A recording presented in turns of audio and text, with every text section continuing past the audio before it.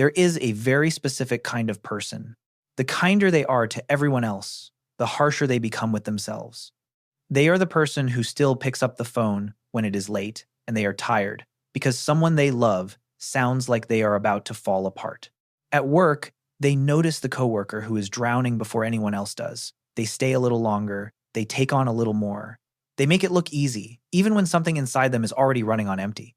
When someone else makes a mistake, they soften. It's okay. You did your best. We can fix it. And the strange thing is, they mean every word. They can find context for other people's failures. They can see the tiredness behind someone's anger, the fear behind someone's silence, the humanity behind someone's worst moment. But when the room gets quiet and they are alone with themselves, that same gentleness disappears. The voice inside them changes. It does not sound patient anymore. It does not sound forgiving. It sounds cold. You are useless. You always ruin things. Nobody actually needs you here. And the frightening part is not that these thoughts appear. Most people have dark thoughts sometimes. The frightening part is how believable they feel, as if the cruelest voice in the room must be the one telling the truth. Maybe you know someone like this. Maybe you are someone like this. Someone who can hold everyone else's mistakes with tenderness, but treats their own human moments like evidence that something is fundamentally wrong with them. This is bigger than insecurity or low self-esteem. Often, it is a psychological mechanism running quietly in the background, a mind that learned to stay wanted by being useful, to stay connected by being agreeable, and to stay ahead of rejection by attacking itself first. That is why this pattern is so exhausting.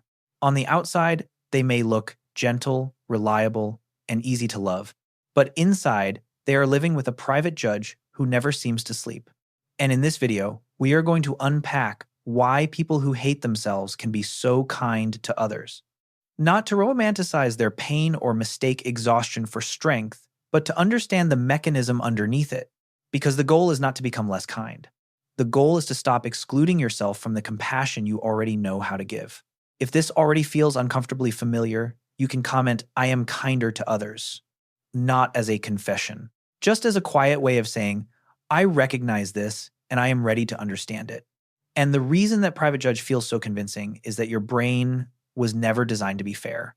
It was designed to keep you alive. That means it gives danger the microphone first. You can spend a whole day being loved, helped, and appreciated, then lie awake because one sentence sounded colder than you expected. A compliment may pass through you quickly. A criticism stays. It replays itself at night, changes its wording, gathers old memories around it, and starts to sound less like a moment and more like a verdict. Not because it is the full truth, but because negative information feels urgent to a brain built for survival. For early humans, missing something pleasant was inconvenient. Missing danger could be fatal. So, the brain learned to scan for threat before it relaxed into pleasure. A sound in the dark mattered more than fruit on a branch. A sign of rejection mattered more than a moment of approval. And that old wiring did not disappear just because the danger looks different now. Today, the threat can be as small as a text that ends with a period, a pause before someone replies, or a shift in someone's voice. It can be one slip at work that suddenly feels less like a fixable problem and more like proof that you are not enough. Nothing dramatic has to happen. The brain can take one small signal and build an entire warning around it. Underneath that warning is an old question about whether you are still wanted, still accepted, still allowed to make a mistake without becoming too much. This is why self-hatred can feel so logical while self-compassion feels suspicious. The inner alarm can sound prepared, almost responsible, while the kind voice can seem naive, as if softness is a risk you cannot afford. The alarm says, "Do not relax. If you attack yourself first, maybe no one else will have to." And when you have lived with that warning long enough, it starts to sound like wisdom. But it is not wisdom. It is fear wearing the costume of honesty. It is the brain trying to protect belonging by constantly warning you about every possible reason you might lose it. This is why a person can be gentle with everyone else and brutal with themselves. With other people, they see pain, context, exhaustion, and humanity. With themselves, they open a private case file where the old awkward moments, the failures, and the things they wish they could undo all seem to point to the same cruel conclusion. See, this is who you really are. But that story was not written by truth. It was written by fear, the part of you that believes rejection can be prevented if you become your own harshest judge first. The tragedy is that this inner judge thinks it is keeping you accepted. But inside, it makes you live as if you are always one mistake away from being abandoned. Maybe this is where the inner critic first learned its language. Not in one dramatic moment, but in small rooms, ordinary days, and repeated lessons about when you were easiest to love. A child brings home a good grade and waits for warmth. For 1 second, they hope the paper will become proof that they are enough. But the first thing they hear is, why not higher? So the lesson does not become, I did well. It becomes, close is still failure. Another child learns that the house feels safest when they are quiet, helpful, smiling, and easy. When they are tired, angry, jealous, or overwhelmed, the air changes. Someone withdraws. Someone criticizes. Someone makes their feelings feel like a burden. And because a child does not have the full story, they rarely think, the adults around me are stressed, wounded, or emotionally limited. A child usually reaches for the simplest explanation available. It must be me. I am loved when I get it right. I am accepted when I do not need too much. I am safe when I make people proud. This is what psychologists call conditional positive regard, the experience of receiving warmth, approval, or attention only when you meet a certain standard. Over time, that standard moves inside you. No one has to stand over your shoulder anymore because the voice has learned how to continue the job alone. It follows you into adulthood. At work, one imperfect moment does not feel like one imperfect moment. It feels like a verdict on your worth.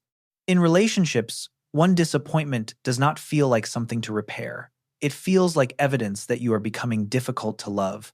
Even rest can feel dangerous, because if your worth was built around being useful, then doing nothing can feel like disappearing. This is why people who hate themselves may become so generous with others. Care becomes a way to stay chosen. If they are patient enough, forgiving enough, helpful enough, maybe no one will leave. Maybe no one will get angry. Maybe no one will see the tired, imperfect, needy parts they are still ashamed of. But the same rule they use to protect connection turns cruel when it points inward. They give other people room to be human, while giving themselves only conditions. They can understand someone else's bad day, but expect themselves to rise above theirs. They can believe another person made a mistake and is still good, while their own mistakes feel like proof that something rotten has finally been exposed. That is the wound of earned love. It teaches you to confuse goodness with achievement. It makes peace feel temporary, affection feel conditional, and self-worth feel like something that must be renewed every morning before anyone has the chance to take it away. The saddest part is that no one has to say the old words anymore. You say them for them. The old standard tells you to be better, do more, need less, and never mess this up. By the time you are grown, the original voice may be gone, but the rule remains. Love must be earned. And if you cannot earn it perfectly, your critic makes sure you never forget the cost. By the time this rule has lived inside you long enough, it does something strange. It splits your inner world into 2 different rooms. In one room is the person you actually are, tired some days, generous some days, messy, sensitive, capable, limited, human. In the other room is the person you believe you must become before you are allowed to relax. This version of you is always calm, always useful, always impressive, always emotionally convenient. They never disappoint anyone. They never say the wrong thing. They never need more than people are willing to give. And every day, without realizing it, you try to live as that acceptable version in public. You show up to work exhausted, but when someone asks for help, your mouth moves before your truth does. Of course I can do that. You smile in a way that hides the part of you that wants to go home. You answer messages with warmth, while your own nervous system is begging for silence. You make other people feel safe with you, even while you do not feel settled inside yourself. This is why your care can be real and still be driven by pressure. You may genuinely love people, you may genuinely want to help, but underneath that care, there can be a fear that if you stop being patient, useful, forgiving, and easy, something important will be taken away. Maybe it is approval, maybe closeness, maybe the quiet reassurance that you still have a place in someone's life, so you keep reaching for the version of yourself that seems least likely to be rejected. Psychologists call this kind of inner tension self-discrepancy, the pain of living between who you are, who you wish you were, and who you believe you are required to be. The most painful version is often the ought self, the version that keeps whispering that you should be better, easier to love, stronger than your exhaustion, smaller than your needs, and careful enough never to make anyone uncomfortable. And because no real person can live like that forever, the gap becomes painful. You start judging your actual self for not being able to become the role. Tiredness stops feeling like a signal and starts feeling like weakness. A mistake stops being something you did and becomes something you are. Even the need for rest can feel like selfishness. And then comes the information gap. With other people, you do not see the whole file. You see one moment, one tired face, and enough context to believe they deserve grace. With yourself, one failure does not arrive alone. It brings old awkward sentences with it, the times you disappointed someone, the selfish thoughts you never acted on, and the moments you still wish you could erase. That is why you can forgive someone else in 5 minutes and punish yourself for 5 years. You are not judging one moment. You are judging yourself through the entire archive. So when the door closes and the mask comes off, the private judge begins. It punishes the human part of you for failing to be the flawless version you believed would keep you loved. That is the double standard. Ending the double standard does not begin with forcing yourself to love who you are overnight. That kind of advice sounds beautiful, but for someone who has spent years attacking themselves, it can feel impossible, almost insulting. A better place to begin is with distance. The next time the inner critic says, "I'm useless," pause before you believe it. Change the sentence just enough to step outside the storm. Instead of, "I ruined everything," try, "You are feeling ashamed because one thing went wrong." Or imagine watching someone you love in the same situation and say, "They made a mistake, but they are not the mistake." That small shift matters. It separates the event from your identity. It reminds your brain that one human moment can be repaired without turning your whole self into the problem. Then practice receiving what is gentle. When someone compliments you, notice the old reflex to shrink, joke, explain, or hand the praise back before it touches you. This time, do something quieter. Look at them, breathe once, and say, "Thank you." And for 5 seconds, do not run from the discomfort. Let the compliment sit in your body like unfamiliar warmth. It may not feel natural. It may even feel unsafe. But every time you receive kindness without rejecting it, you teach your mind that being seen does not have to end in pressure or harm. And then comes the harder lesson. Taking care of yourself is not selfish. It is maintenance. If you spend the whole day being patient, useful, forgiving, and emotionally available for everyone else, your energy does not magically refill because your intentions are good. A phone at 1% cannot charge another phone.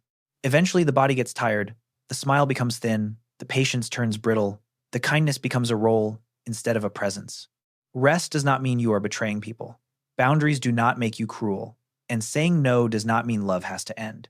It is how you stop turning your life into a place where everyone else can breathe except you. Healing is not becoming a perfect version of yourself. It is ending the private rule that says everyone deserves compassion except you. The same grace you give to a friend after a mistake, the same patience you give to someone who is overwhelmed, the same tenderness you offer when someone is ashamed, that is not a special language reserved for other people. It is a language you are allowed to hear, too. So, when the old alarm returns, do not treat it like truth just because it sounds confident. Ask what it is afraid of and what it is trying to prevent. Then answer it like you would answer someone you love. You do not have to earn your humanity. You do not have to become flawless before you deserve peace.